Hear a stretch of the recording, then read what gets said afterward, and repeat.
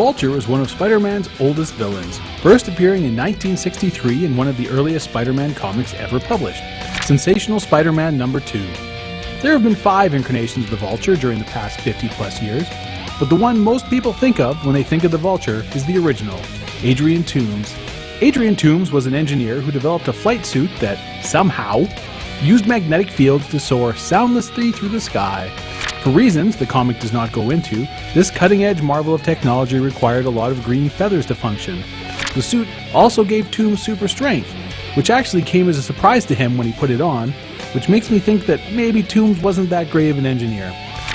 After inventing this suit, Toomes finds out that his business partner, Gregory Bestman, has been embezzling money from the company for years, and the business was ruined. In a rage, Toomes destroys the office and flies off. But instead of selling his new magnetic flight technology to Boeing or to Lockheed Martin for $1 billion, he proceeds to rob banks and diamond stores. This brings us to one of my favorite things about the Vulture. In a lot of ways, he's a very relatable villain. He doesn't want to rule the world or blow up oceans, he just wants money. Money he can use to buy things he likes, presumably in a country with no extradition treaties.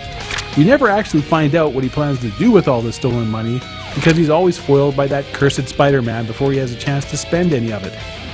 There have been several imitators of Toomes' Vulture, including Blackie Drago, Clifton Shallot, and a heroin-dealing engineer named Honcho, who rip off Toomes' technology and make suits for themselves, with Clifton Shallot going so far as to forcibly mutate himself into a vulture-like creature complete with talons.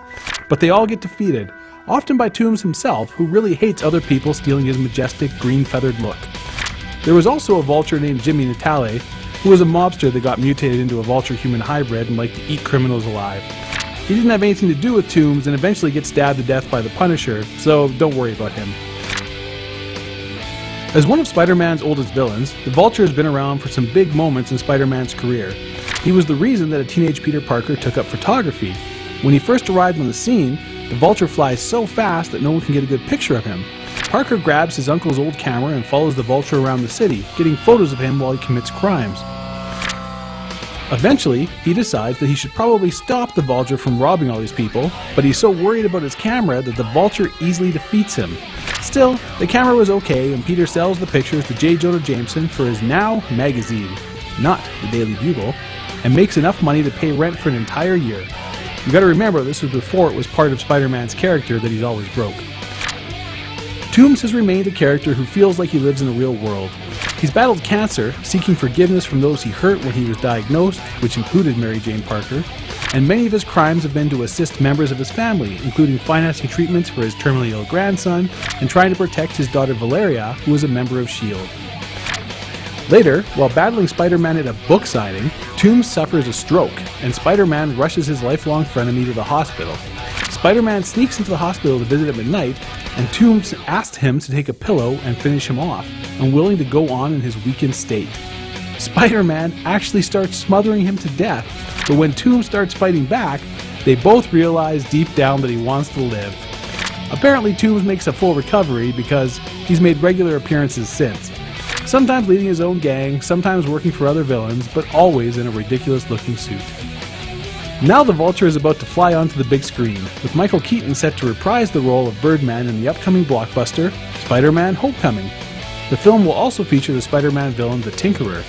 Now there's no way to know which of these will be the main villain in the story, but one of them is played by some guy from a Netflix series, and the other one is being played by Michael freaking Keaton.